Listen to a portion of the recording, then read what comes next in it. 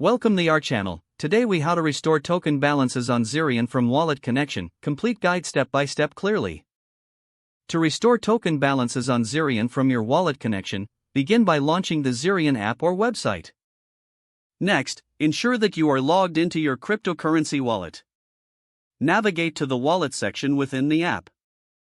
Locate the option to connect your wallet if you haven't done so already. Click on the Connect button and select your wallet provider from the drop-down menu. Follow the prompts to authorize the connection to your wallet. Once connected, your wallet's assets should automatically populate in the Zerion interface. If the token balances do not appear immediately, look for a refresh button on the page.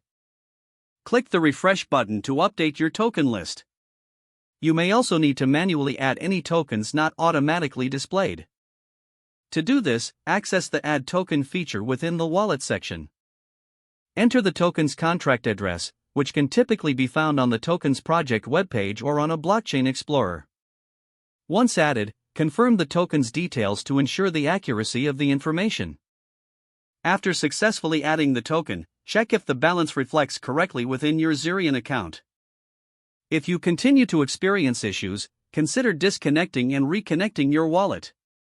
This may help to refresh the connection and restore your token balances. Once your token balances are restored, you can proceed with managing your assets on Zerion. Ensure you regularly monitor your balances and transactions for any discrepancies. That's how to restore token balances on Zerion from your wallet connection.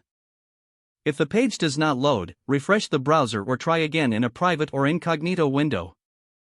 Make sure you are using the correct email address, then retype it carefully to avoid small typos. If your password is not accepted, use the reset option and create a new strong password you can remember. Check your spam folder for verification or security emails, then complete any requested confirmation steps. Enable two-factor authentication if available to improve account security and reduce unauthorized access risk. After signing in, review your profile details so your contact information and settings are accurate and current. If you see an error message, note it down and try again after restarting your device and internet connection.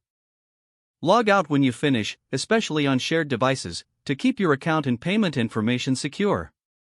If the page does not load, refresh the browser or try again in a private or incognito window. Don't forget to like this video and subscribe to our channel for more step-by-step tech guides.